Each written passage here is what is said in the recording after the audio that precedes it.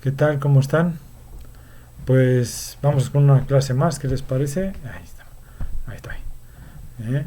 Una clase más de este panorama bíblico. Hoy vamos con la clase número 15.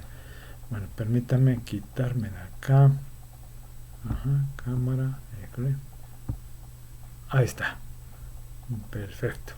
Panorama bíblico, clase número 15. Hoy es el segundo libro de Crónicas. ¿Sí? Y regreso. Ahí está, ahí estoy. ¿Qué tal, hermanos?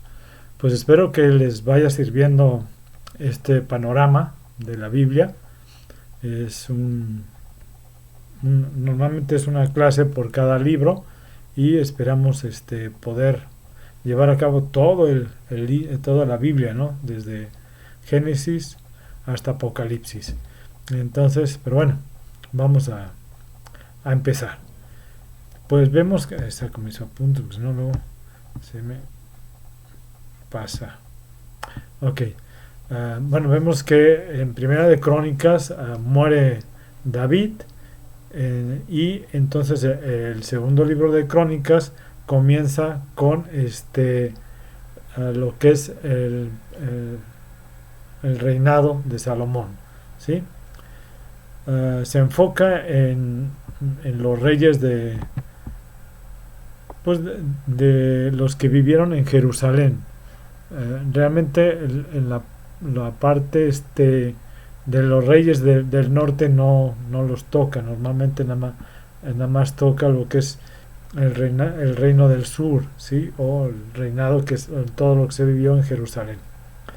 Y de nuevo hay muchas cosas que coinciden con Primera y Segunda de Reyes, primero y segundo libros de Reyes, ¿sí? Acerca de Israel. Eh,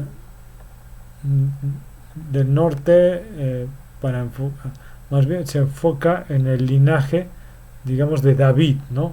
Y aparte hay muchos nuevos material acerca de estos reyes del linaje de David.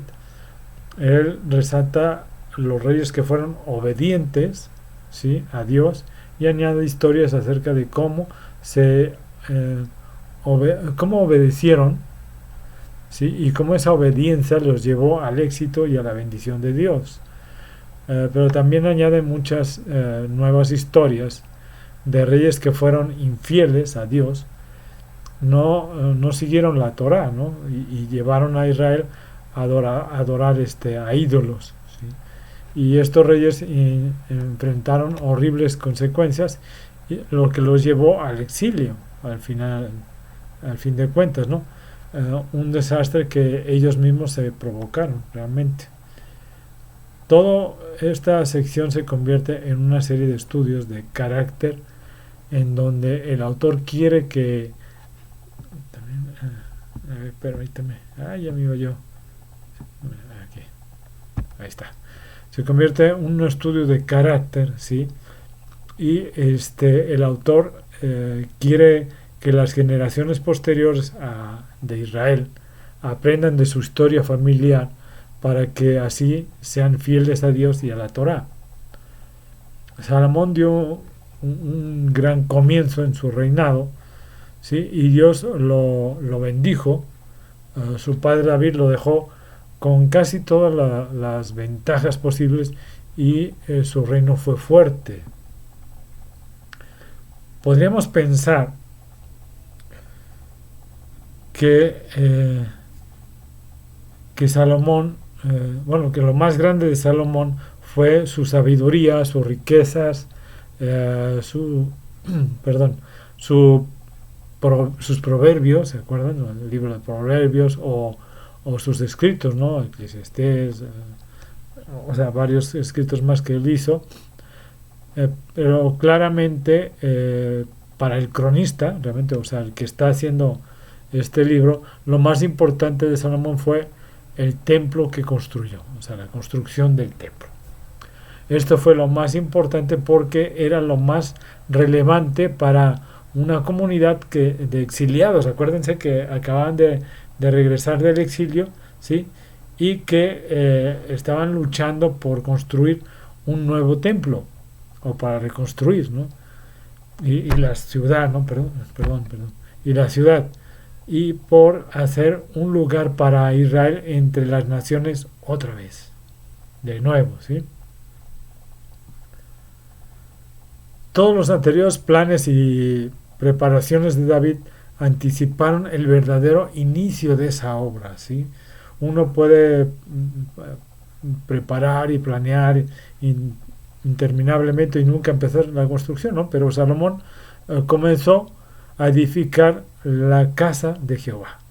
El templo no fue abierto hasta que el arca del pacto fue colocada en el lugar santísimo. El arca era el elemento más importante, pues, del templo, ¿no?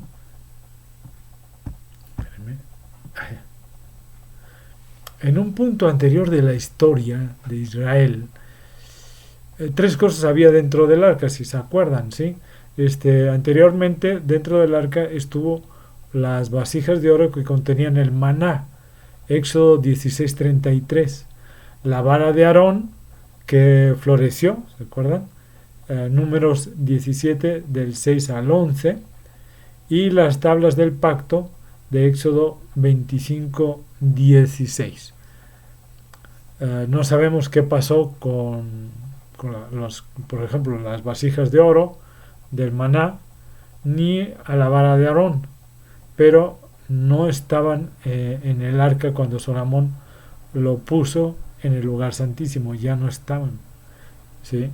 Nada más estaban lo que era por las tablas del pacto, nada más, lo demás no estaba. La gloria de Dios llenó el templo en ese momento, cuando ellos hacen ya los sacrificios, ya abren el templo, ¿sí? Entonces la gloria de Dios lo llenó.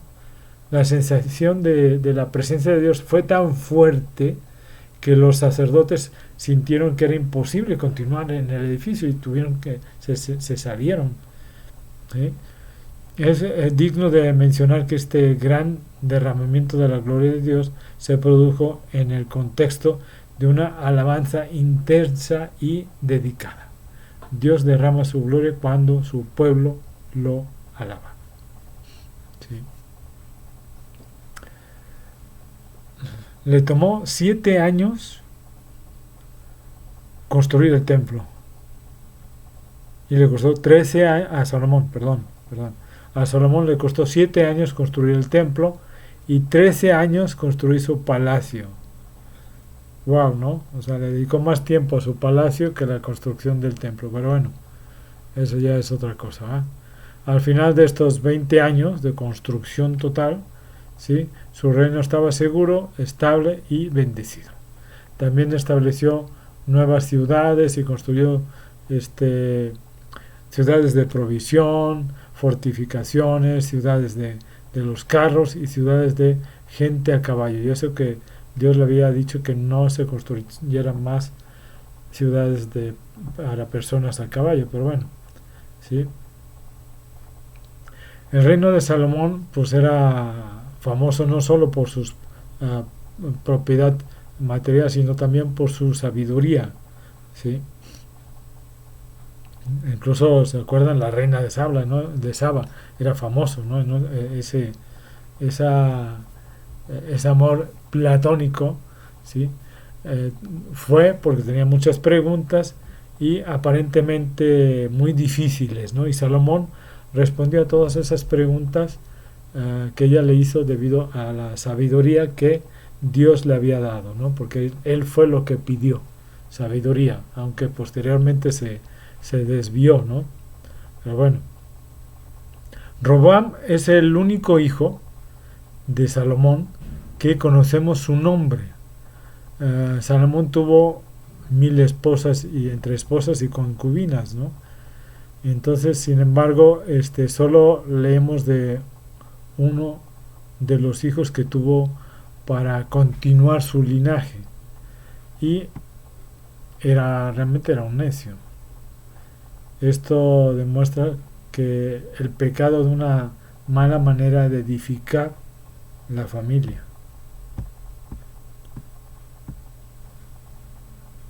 Salomón fue un gran rey, pero tomó mucho del pueblo.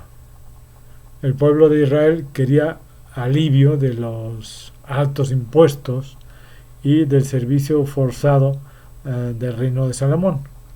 Esto sucede cuando Salomón muere, ¿sí? Y lo toma Roboam, ¿sí? Y le ofrecieron lealtad a Roboam si él aceptaba esto, o sea, disminuir los impuestos y la carga al pueblo.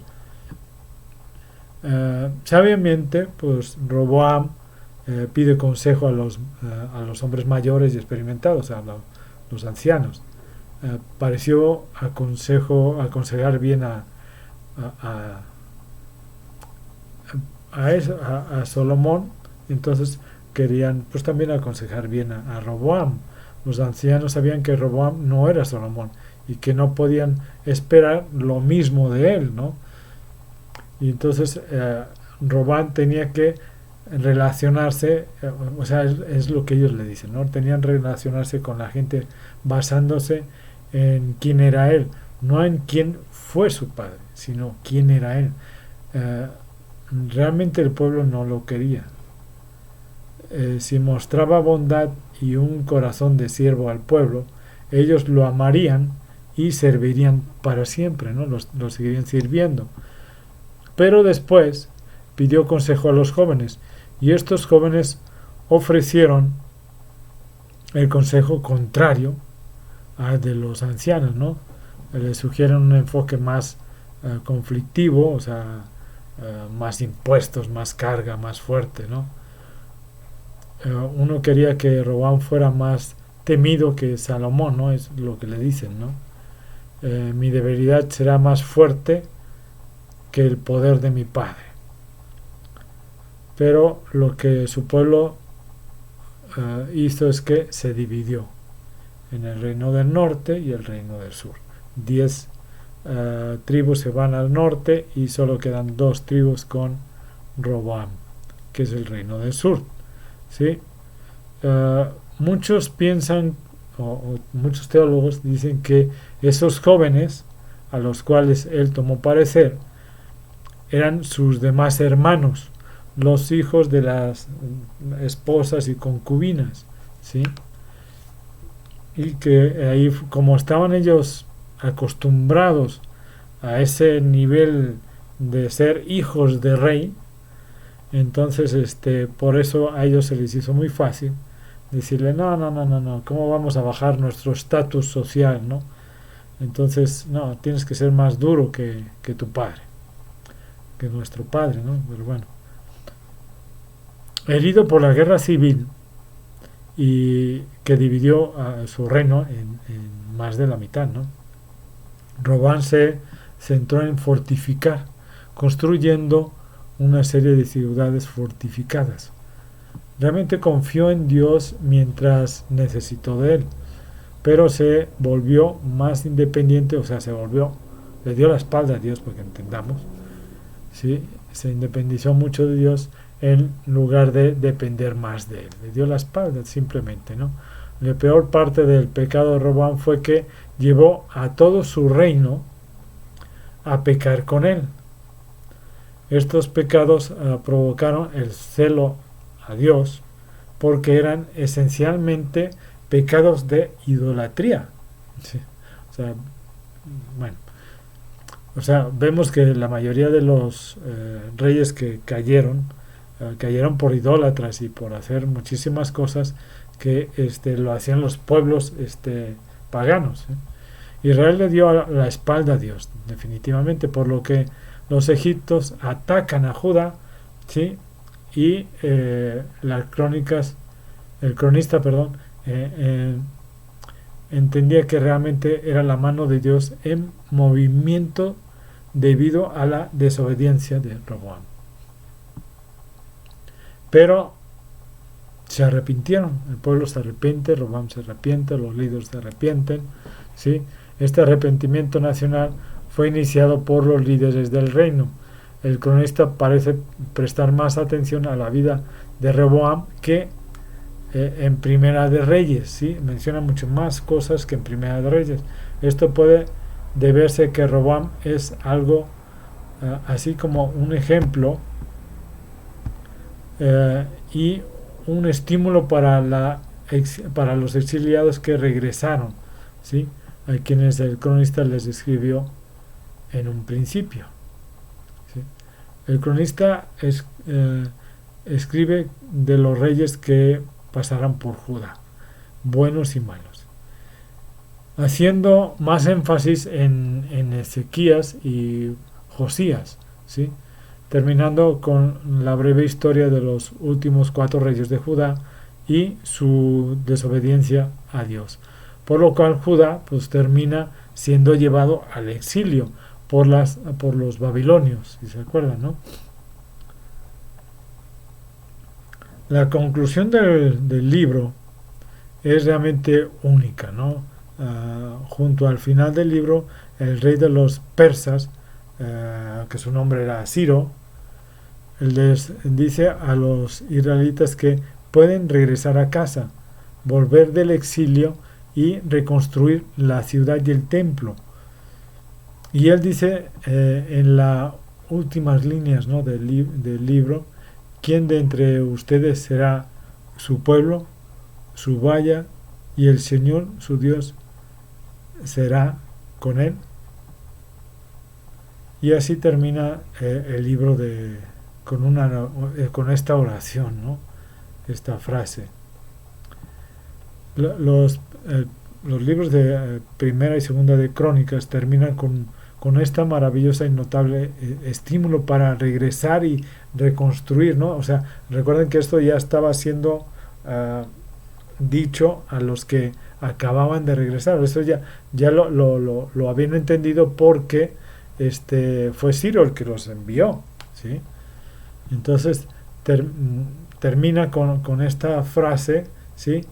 Y fue el estímulo necesario y útil para los primeros lectores de crónicas, ¿no? Los que estaban empezando a leer este libro, y permitiéndoles ver una conexión con el plan más amplio, ¿sí?, para todas las edades, ¿no? O sea, desde antes el exilio y lo actual, ¿no?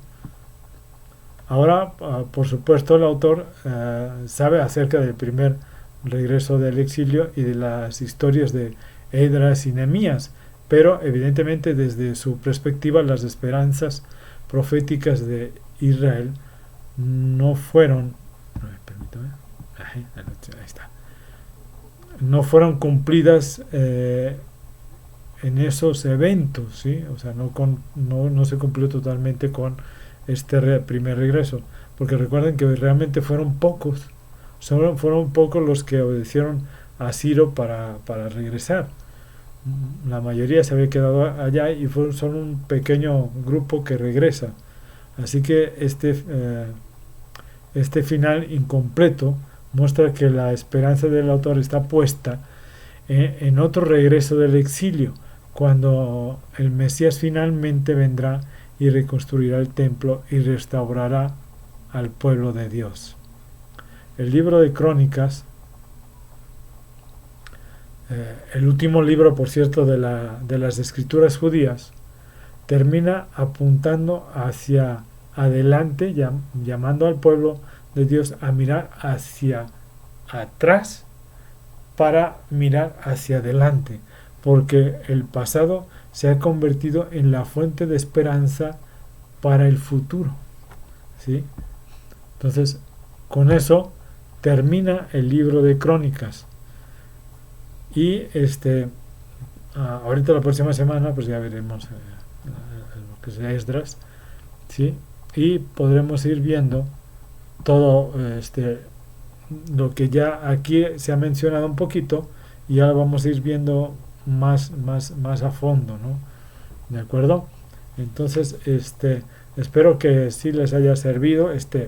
Recuerden que es un resumen en general, que sí es muy vasto el libro, incluso por eso lo dividieron en 2 partes, ¿de acuerdo? Y pero es muy interesante, vale la pena leerlo y ver cómo añade cosas que en los libros de Reyes no se había mencionado, ¿no? Y volvemos a ver todo lo malo y todo lo bueno que hicieron, ¿sí? Y en lo bueno se enfoca más que en lo malo, ¿no? Para dar ese ánimo a los que habían venido del exilio para seguir adelante y seguir esforzándose en reconstruir el templo y toda la ciudad. ¿De acuerdo? Que Dios los cuide y los bendiga. Nos estamos viendo la próxima semana. Hasta luego.